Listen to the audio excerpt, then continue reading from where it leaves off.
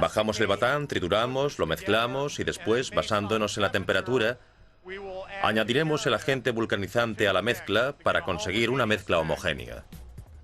Como si fuese masa de pan, todos los ingredientes de esta exclusiva fórmula se mezclan bien y se amasan hasta que resultan maleables.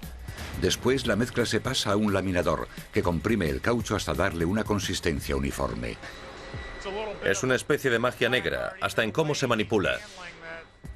Después el compuesto de caucho sintético pasa a través de una segunda cinta llamada calandria que presiona sobre el caucho hasta darle la densidad deseada y que después lo trocea dándole una anchura determinada. A continuación las tiras se recubren con una solución que ayudará a evitar que el caucho se pegue entre sí. El paso final es colgarlo sobre unos soportes pescante de manera que se enfríe y se seque. Después de la Segunda Guerra Mundial, la fabricación de caucho sintético ha hecho avanzar la ciencia del polímero.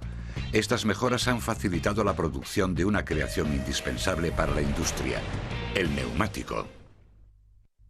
El impresionante aumento de la producción de caucho durante la Segunda Guerra Mundial alcanzó su máxima velocidad gracias al apoyo de una maquinaria muy potente. La industria del caucho es la única industria del mundo que utiliza una maquinaria demasiado grande y que dura toda la vida. Aquí tenemos máquinas que cuentan con más de 100 años y que con solo cambiarles los cojinetes, los engranajes y mejorarles el arrastre, aguantarían otros 100 años de producción. En la Rubber City Machine de Akron, Ohio, restauran las herramientas antiguas y las dejan como nuevas. Esta máquina es una laminadora. Por el diseño de su carcasa podemos decir que tiene alrededor de 100 años. Esto es una prensa lubricante fabricada en Pigwell, Ohio. Seguramente en un principio se usó para hacer cajas de batería de caucho duro para automóviles y motocicletas. Es de 1935 o de 1940. Tiene mal aspecto, pero quedará como nueva. Esta es otra laminadora. Es una joya, construida antes de 1900. Volveremos a pulir los rodillos, le pondremos nuevos cojinetes de bronce, nuevos engranajes, por supuesto, y le cambiaremos el arrastre y durará otros 100 años más.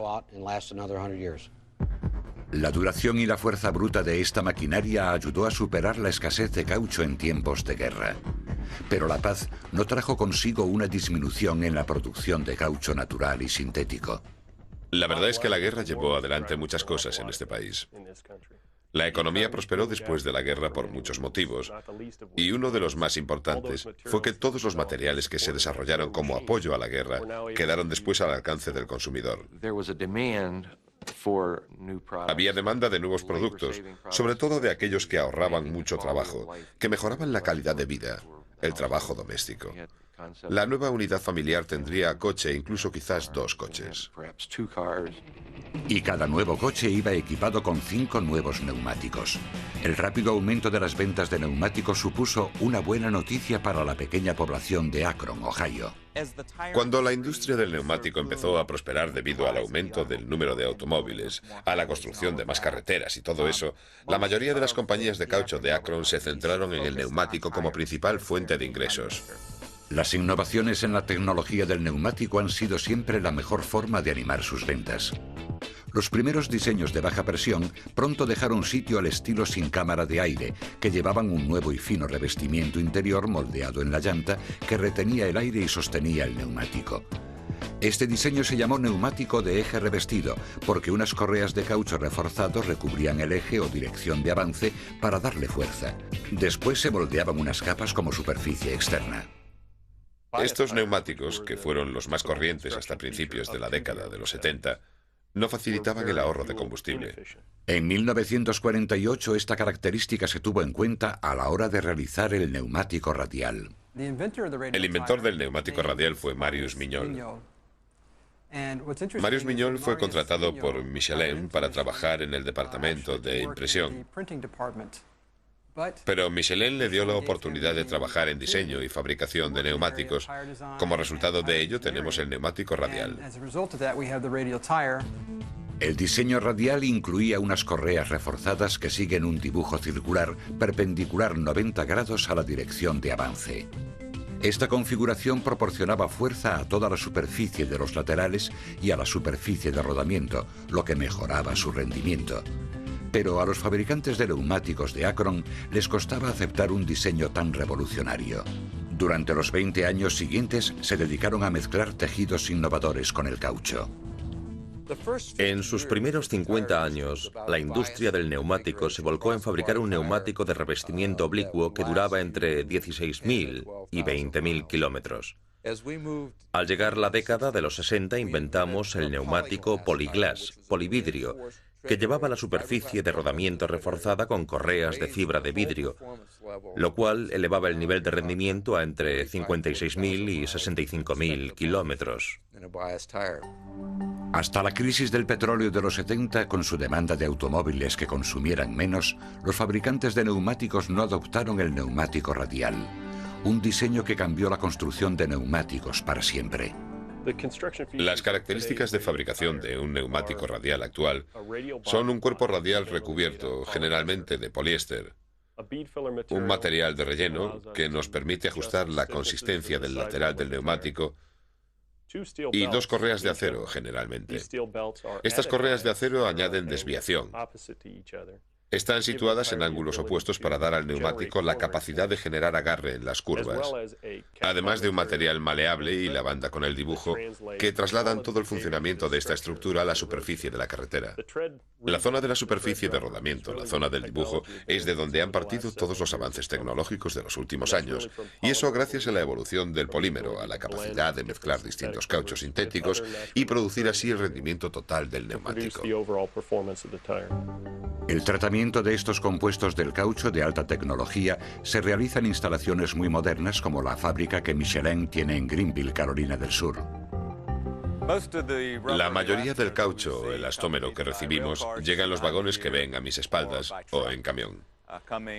Proceden de nuestra producción interna o, en el caso del caucho natural, procede de Singapur. Su color natural es bronce oscuro y ya ven sus propiedades elásticas, cómo se estira, lo suave que es.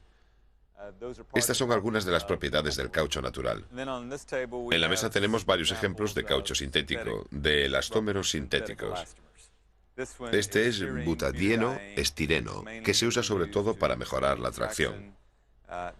Este es polibutadieno o PBR, que se usa para mejorar la resistencia al rodamiento. Y este es otro tipo de caucho natural que se usa principalmente para mejorar la resistencia. En esta fábrica manufacturamos alrededor de 100 fórmulas diferentes. Hay que tener en cuenta que las propiedades que se necesitan en el bloque de la superficie de rodamiento de un neumático no son las mismas que se necesitan en el revestimiento interior o en el lateral. Los compuestos químicos y los aditivos se mezclan con el caucho siguiendo las especificaciones de la fórmula. Estos productos químicos se pesan en la máquina que está a mis espaldas y que es de alta precisión. Por ejemplo, aquí tenemos un antioxidante que protege al neumático de la oxidación. Esto es una resina que facilita la adhesión al metal. Este producto es una cera que facilita la manipulación del caucho y además ayuda a que el neumático conserve su color negro. Este es otro antioxidante. Este producto es un antiozono que cumple el mismo propósito, aunque en esta ocasión protege al neumático de los efectos del ozono. En una fórmula determinada puede haber entre 3 y 8 de estos distintos productos químicos, pero en su totalidad solo representan un 3 o un 4% del peso total del compuesto de caucho. Las toneladas de caucho natural se cortan en pedazos, se separan y se lavan mientras recorren la enorme fábrica hacia las máquinas de mezcla y las laminadoras. Después de atravesar la segunda laminadora y calandria, el compuesto queda homogeneizado y se identifica con un código de fórmula. Cuando se enfría, se pliega y se almacena en palés para su traslado a la fábrica de neumáticos. La industria del caucho ya no es aquella industria sucia que fue en el pasado. En realidad es un lugar de trabajo muy limpio. Es una industria de alta tecnología muy automatizada. Lo mismo se puede decir de las plantas de fabricación de neumáticos, donde los ordenadores y los brazos robotizados fabrican los neumáticos radiales de principio a fin. Paso a paso, capa a capa, se montan los neumáticos con múltiples compuestos del caucho, comenzando por el recubrimiento interior, la capa con correas de acero, los soportes laterales y el hilo metálico.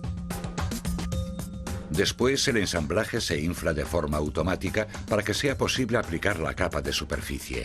A continuación se coloca en un molde donde será sometido a una presión y a un calor extremos para vulcanizar todos sus elementos. En la última fase de la producción, todos y cada uno de los neumáticos son sometidos a un extremo control de calidad. Con frecuencia se retiran muestras al azar de la línea de montaje para someterlas a inspección y a distintas pruebas. Los procesos básicos de la mezcla del caucho sintético y natural con otros productos químicos y aditivos para crear un compuesto maleable no se utilizan solo para fabricar neumáticos. También dan lugar a muchos otros productos que nos rodean a diario.